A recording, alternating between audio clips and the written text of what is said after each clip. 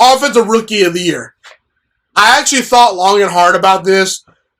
I really want to give this award to Justin Jefferson, but I can't. Despite the 1,400 yards receiving, despite the 88 catches, despite Justin Jefferson probably already establishing himself as a top 10 wide receiver in the NFL, I can't not give this award to Justin Herbert.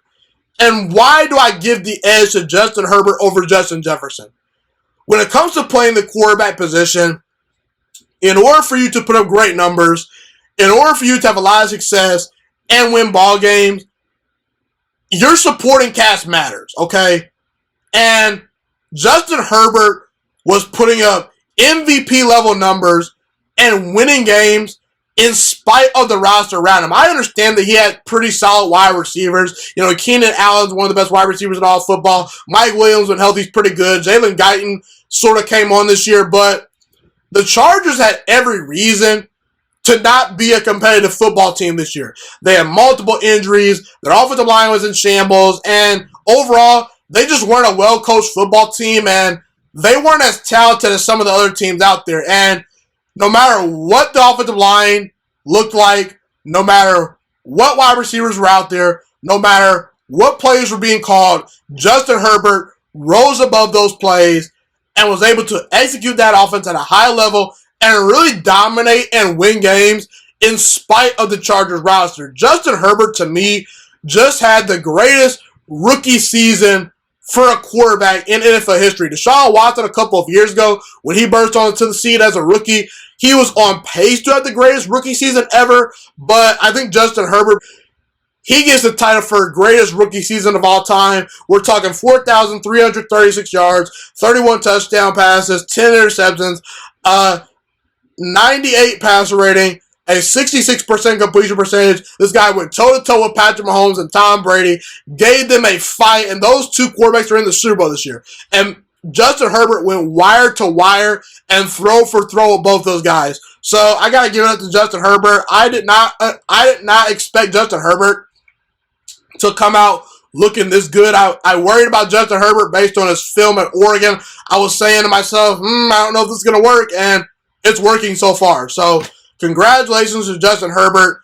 To me, he deserves the Rookie of the Year award over Justin Jefferson. The thing about Justin Jefferson is he can just go out there and win his one-on-one matchup, okay? I understand Kirk Cousins has to hit the throw, but if you're a dominant wide receiver, you can just go out there and win.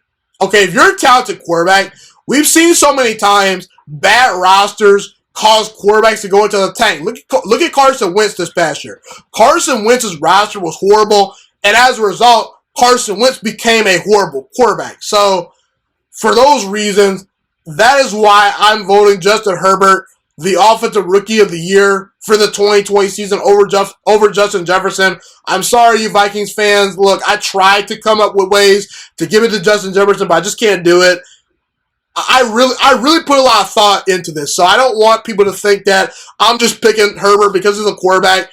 I hate to be the bad guy and not give Justin Jefferson this award, because I think that, honestly, if I could give an award to both guys, I would, but gotta go with Justin Herbert for all the reasons that I mentioned. Thank you so much for watching this video today. Please also note that the Juiciest Sports Podcast is not just a YouTube channel. It is available on all podcasting platforms, including Spotify, Google Podcasts, iTunes, and Apple Podcasts. Also, if you enjoyed this video, be sure to like, comment, subscribe, and share this content with all your friends. This podcast is my favorite thing in the entire world right now. It is my passion. And I want more people to listen to this podcast. I really want this podcast to grow. Also, a fun fact about me is that I want to go into the sports broadcasting and media world once I graduate from the University of Toledo, a college in Northern Ohio. I am looking to become one of the next great sports broadcasters and analysts out in the world.